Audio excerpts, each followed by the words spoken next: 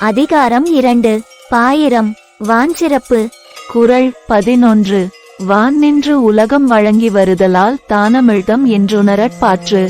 பொருள்: மழை பெய்ய உலகம் வாழ்ந்து வருவதால் மழையானது உலகத்து வாழும் உயிர்களுக்கு அமிழ்தம் என்று உணரத்தக்கதாகும். குறள் 12. துப்பார்க்கு துப்பாய துப்பாக்கி துப்பார்க்கு துப்பாய தூவும் மழை. பொருள்: உண்பவர்க்கு தக்க உணவுப் பொருள்களை விளைவித்து தருவதோடு பருகுவோர்க்கு தானும் ஓர் உணவாக இருப்பது மழையாகும். குறள் 13. வினின்று பொய்ப்பின் விரிநீர் வியனுலகத்து உள்நின்று உடற்றும் பசி. பொருள்: மழை பெய்யாமல் பொய்ப்படுமானால் கடல் சூழ்ந்த அகன்ற உலகமாக இருந்தும் பசி உள்ளே நிலைத்து நின்று உயிர்களை வருத்தும். குறள் 14.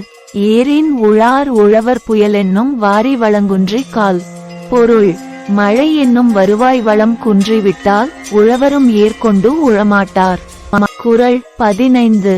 கெடுப்பதும் கெட்டார்க்குச் சார்வாய்மற்றாங்கே எடுப்பதும் எல்லாம் மழை. பொருள்: பெய்யாமல் வாழ்வை கெடுக்க வல்லதும் மழை, மழையில்லாமல் வளம் கெட்டு நொந்தவர்க்கும் துணையாய் அவ்வாறே காக்க வல்லதும் மழையாகும். குறள் 16. விசும்பின் துளிவீழின் அல்லால்மற்றாங்கே பசும்புல் தலை காண்பு அரிது. பொருள்: வானத்திலிருந்து மழைத்துளி வீழ்ந்தால் அல்லாமல் உலகத்தில் ஓரறிவுயிராகிய பசும்புல்லின் தலையையும் காண முடியாது. குறள் 17. நெடுங்கடலும் தண்ணீர்மை குன்றும் தடிந்தெழிலி தான் நல்கா தாகிவிடின். பொருள்: மேகம் கடலிலிருந்து நீரை கொண்டு அதனிடத்திலேயே பெய்யாமல் விடுமானால் பெரிய கடலும் தன் வளம் குன்றி போகும். குறள் 18. சிறப்பொடு பூசனை செல்லாது வானம் வரக்குமேல் வானோர்க்கும் ஈண்டு. பொருள்: மழை பெய்யாமல் போகுமானால் இவ்வுலகத்தில் வானோர்க்காக நடைபெறும் திருவிழாவும் நடைபெறாது, நாள் வழிபாடும் நடைபெறாது. குறள் 19. தானம் தவமிரண்டும் தங்காவியனுலகம் வானம் வழங்காதெனின்.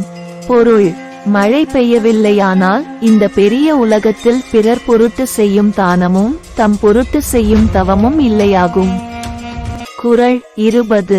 நீரின்று அமையாது உலகெனின் யார்யார்க்கும் வானின்று அமையாது ஒழுக்கு. பொருள்: எப்படிப்பட்டவர்க்கும் நீர் இல்லாமல் உலக வாழ்க்கை நடைபெறாது என்றால் மழை இல்லையானால் ஒழுக்கமும் நிலை பெறாமல் போகும்.